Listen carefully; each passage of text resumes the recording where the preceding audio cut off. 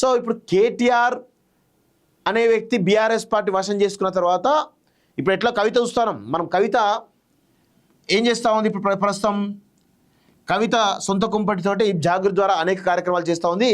ఇంకొక వైపు కేసీఆర్ కూడా వీళ్ళిద్దరికీ ఒక డైరెక్షన్ ఇచ్చేసిండు, అధికారికమైనటువంటి కార్యక్రమాలకి కవితను పిలవద్దు అని చెప్పేసి చాలా స్పష్టంగా చెప్పడం జరిగింది.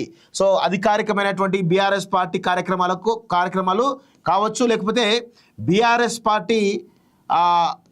పార్టీ ఆఫీస్లోకి ఆమెకు ఎంట్రీ లేదు. అధికారికమైనటువంటి కార్యక్రమాలకు బీఆర్ఎస్ పార్టీ సమస్య లేదు. అదేవిధంగా బీఆర్ఎస్ భవన్ ఏదైతుందో తెలంగాణ భవన్ అంటాం కదా, ఆ తెలంగాణ భవన్ కూడా నో ఎంట్రీకి అని చెప్పేసి చాలా స్పష్టంగా చెప్పడం జరిగింది. ఆమె ఇక అక్కడ ఎంటర్ అయ్యేటువంటి పరిస్థితి కనబడతలేదు. సో ఆమె త్వరలో అంటే పొమ్మన్ లేక పొగబెట్టేటువంటి పరిస్థితి తీసుకురావడం జరిగింది. దీనిలో ఇద్దరు చాలా పెద్ద ఎత్తున సక్సెస్ అయిన విషయం గమనించాలి. సో ఇప్పుడు కేసీఆర్ కనుక ఒకసారి జరిగిపోయిండు అంటే కేటీఆర్ అనేటువంటి వ్యక్తి బీఆర్ఎస్ పార్టీ పగ్గలు ఆల్రెడీ వచ్చేసినాయి. ఆల్మోస్ట్ బీఆర్ఎస్ పార్టీ మొత్తం కూడా కేటీఆర్ అనిపిస్తున్నాడు. ఇక రాబోయే రోజుల్లో హరీష్ రావుని ఖచ్చితంగా పొమ్మన్ లేక పొగబెట్టి ఒక అవినీతి క్యారెక్టర్ అసాసినేట్ చేయడం ద్వారా, ప్రజల్లో చులకన చేయడం ద్వారా ఈరోజు ఆయనను బయటికి పంపిస్తారు. చాలా స్పష్టంగా గుర్తుపెట్టుకోవాలి. ఆల నరేంద్రలా ఏ విధంగా పాపం అయిండో మనందరం గమనించడం. కేసీఆర్ ఆల నరేంద్ర ఏ విధంగా అవమానించి పంపించడం మనం చూస్తాం. రవీంద్ర నాయక్ లాంటి వాళ్ళని ఏ విధంగా అవమానించి పంపించడం చూస్తాం. విజయశాంతి లాంటి వాళ్ళని ఏ విధంగా అవమానించి పంపించడం మనందరం కూడా చూస్తాం. సో హరీష్ రావు కూడా నేను అందుకే చెప్తాను, హరీష్ అన్న మీకు కొంత క్రెడిబిలిటీ ఉంది, ఇప్పటికి కూడా తెలంగాణ సమాజంలో కొంత క్రెడిబిలిటీ ఉంది. ఇంకా మీరు ఆ కల్వకుంట్ల విషపు కౌగిల్లో మీరు ఇంకా ఉన్నారు అంటే మాత్రం మీ రాజకీయ భవిష్యత్తు అంధకారంలో ఉండేటువంటి అవకాశం అయితే ఉంటుంది. మీరు బయటికి వస్తేనే మీకేమన్నా తెలంగాణలో ఒక రాజకీయ భవిష్యత్తు అనేది ఉంటుంది. లేదంటే మాత్రం మీరు సిద్దిపేటలో కూడా గడ్డు పరిస్థితులు ఎదుర్కోవడం కూడా అవకాశం ఉంటుంది. లాస్ట్ 5 years మీరు ఒకసారి గమనించండి. కేసీఆర్ అన్న కొడుకు అయినటువంటి వంశీ చంద్రరావుని తీసుకొచ్చేసి ఈరోజు సిద్దిపేటలో నిలబెడదామని అనుకున్నారా లేదా, అది మీకు తెలుసా లేదా? సో వంశీధర్ రావు ఏ విధంగా గ్రౌండ్ వర్క్ చేస్తున్నాడో మనందరం కూడా గమనించినాం. సో వంశీధర్ రావుకు సంబంధించినటువంటి ఆయన పైన సర్వేలు కూడా కేసీఆర్ చేయించిన విషయం మీకు తెలుసు కదా. సో మిమ్మల్ని హుస్నాబాద్కో లేకపోతే ఇంకో కాన్స్టిట్యూన్సీకి పంపుదామని అనుకున్నారా లేదా? ఇవన్నీ కూడా ఉన్నాయి. సో అధికారంలో ఉన్నప్పుడే మీ పైన కుట్ర చేసిరు. సో ఇప్పుడు అధికారం పోయింది కాబట్టి మీరు సెల్ఫ్గా ఒక స్ట్రాంగ్ పర్సన్ కాబట్టి మీరు బీఆర్ఎస్ పార్టీలో నడుస్తూ ఉంది. సో ఒకవేళ కేటీఆర్ కనుక పగ్గాలు చేపడితే మీ పరిస్థితి ఏంటో ఒక్కసారి మీరు అవలోకనం చేసుకుంటే బాగుంటుంది అనేది గుర్తుపెట్టి. ఎందుకంటే తెలంగాణ ప్రజలు కొన్నిసార్లు కొన్ని అవకాశాలు మాత్రం ఇస్తారు, అన్నిసార్లు ఇవ్వరు. సో ఇప్పుడు తెలంగాణలో ఉన్నటువంటి ఒక ప్రాంతీయ పార్టీ సంబంధించిన ఒక పొలిటికల్ స్పేస్ ఏదైతుందో దాన్ని ఆక్యుపై చేయడానికి ఈరోజు చాలా రకాల ప్రయత్నాలు చాలామంది చేస్తూ ఉన్నారు.